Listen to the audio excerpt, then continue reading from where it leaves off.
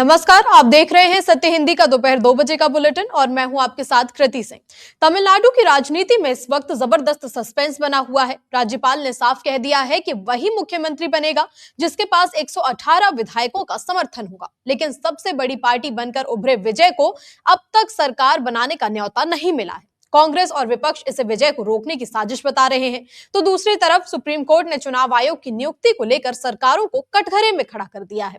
वहीं अंतर्राष्ट्रीय मोर्चे पर अमेरिका ईरान तनाव खतरनाक मोड़ पर पहुंच गया है और ईरान ने अमेरिका को खुली चेतावनी दे दी है। इन खबरों पर इस बुलेटिन में बात करेंगे, लेकिन पहले देखते हैं दोपहर की 5 बड़ी खबरें। तमिलनाडु में सरकार गठन पर सस्पेंस, राज्यपाल ने मांगी 118 विधायकों की लिस्ट। सबसे बड़ी पार्टी होने के बावजूद विजय को न्योता नहीं, विपक्ष ने उठाए सवाल। चुनाव आयोग नियुक्ति कानून पर सुप्रीम कोर्ट की सख्त टिप्पणी, सरकारों पर उठे सवाल। चंपावत गैंगरेप केस में नया मोड़, पीड़िता के भाई ने पुलिस दबाव बनाने के आरोप लगाए। अमेरिका को ईरान की खुली चेतावनी, शेर के दांत देख ये मत समझो कि मुस्कुरा रहा है। तमिलनाडु में सरकार बनाने के लिए राज्यपाल ने 118 विधायकों की लिस्ट मांगी है और विजय को बहुमत साबित करने को कहा है। राज्यपाल राजेंद्र अर्लेकर ने साफ कह दिया है कि जिसके पास 118 विधायक होंगे वही मुख्यमंत्री बनेगा। पिछले 2 दिनों से विजय राजभवन जा रहे हैं, लेकिन राज्यपाल ने उन्हें खाली हाथ वापस भेज दिया।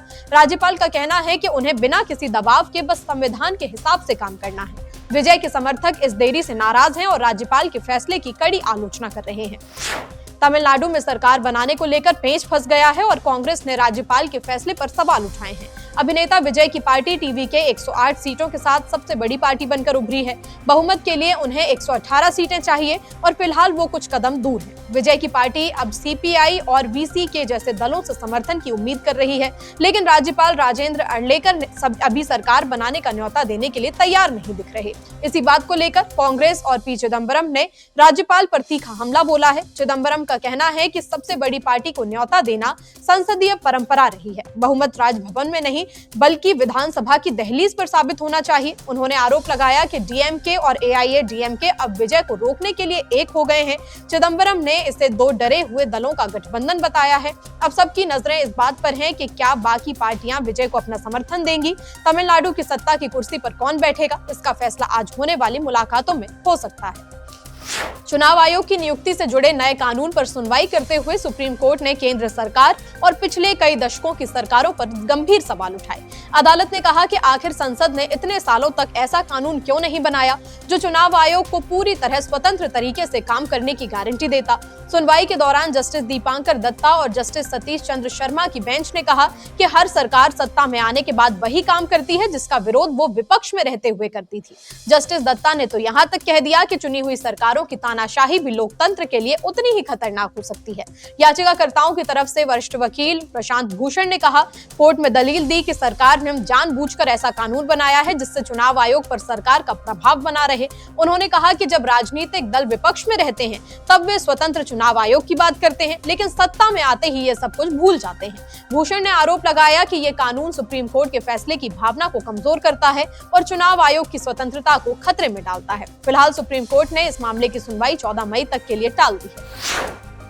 उत्तराखंड के चंपावत गैंगरेप केस को एक तरफ पुलिस झूठा बता रही है, तो दूसरी तरफ पीड़िता के भाई ने पुलिस और आरोपियों पर बेहद गंभीर आरोप लगाए हैं। पीड़िता के भाई का कहना है कि पुलिस उन पर लगातार समझौते का दबाव बना रही है और आरोपियों की तरफ से 50 लाख रुपए लेकर मामला खत्म करने की बात कही जा रही है। पीड़िता के भाई की तरफ से लिखी गई शिकायत में दावा किया गया है कि उनकी बहन के साथ रेप और पॉक्सो एक्ट से जुड़ा मामला दर्ज कराया गया था, लेकिन अब पुलिस इस केस को कमजोर करने और समझौता कराने की कोशिश कर रही है। शिकायत में कहा गया है कि कुछ पुलिसकर्मी परिवार पर दबाव बना रहे हैं ताकि मामला वापस ले लिया जाए। सबसे बड़ा आरोप यह है कि परिवार के कुछ लोगों को पुलिस ने जबरदस्ती हिरासत में ले रखा है और उनके बारे में कोई जानकारी भी नहीं दी जा रही है। पीड़िता के भाई ने कहा कि उनके परिवार को डराया और धमकाया जा रहा है। मध्य प्रदेश के इंदौर में पानी की समस्या को लेकर शिकायत करने पहुंची महिलाओं की परेशानी सुनने के बजाय बीजेपी पार्षद ने धार्मिक टिप्पणी कर दी।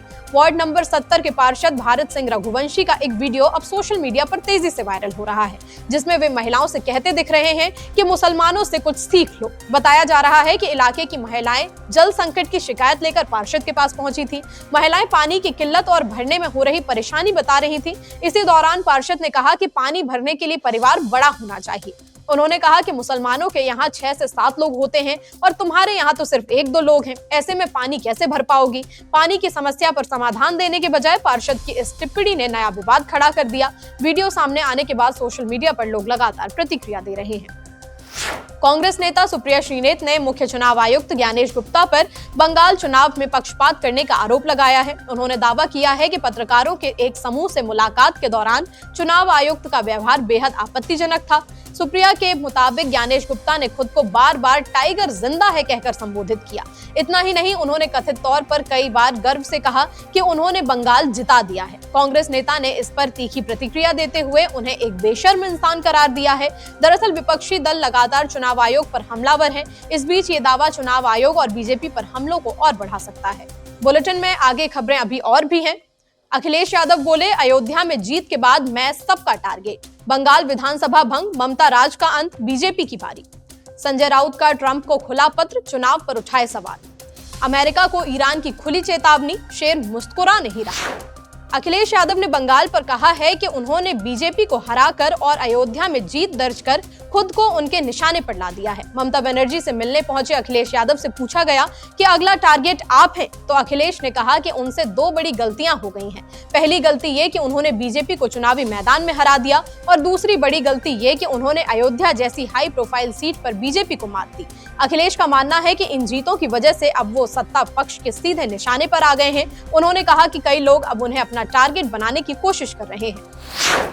पश्चिम बंगाल की विधानसभा भंग हो गई है। राज्यपाल RN रवि ने राज्य की विधानसभा को आधिकारिक तौर पर भंग कर दिया है।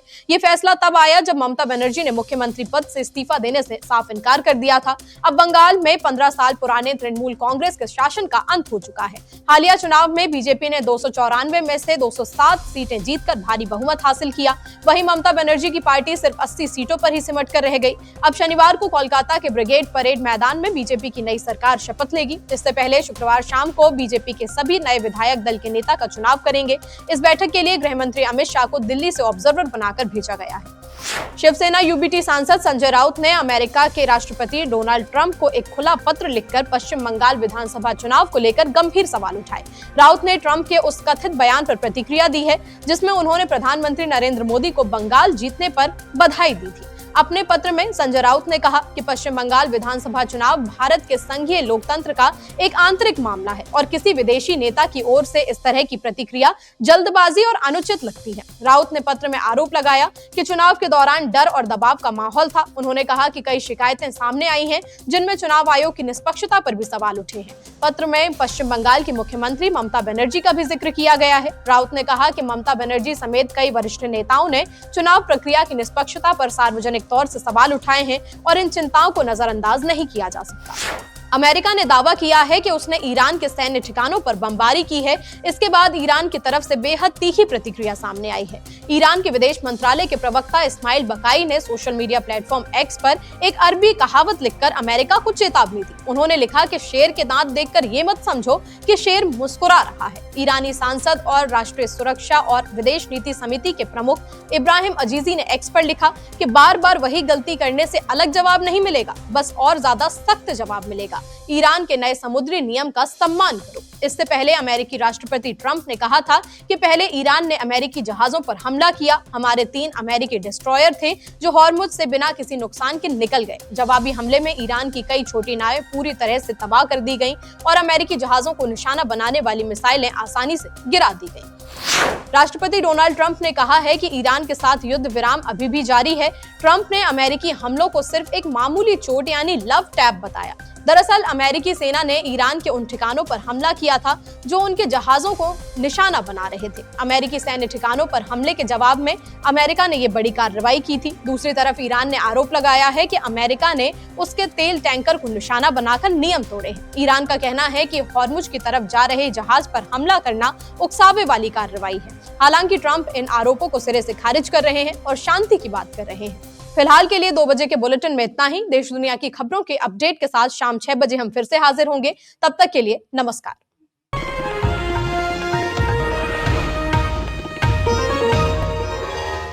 Copyright disclaimer under Section 107 of the Copyright Act 1976. Allowance is made for fair use for purposes such as criticism, comment, news reporting, scholarship, and research. Fair use is a use permitted by copyright statute that might otherwise be infringed.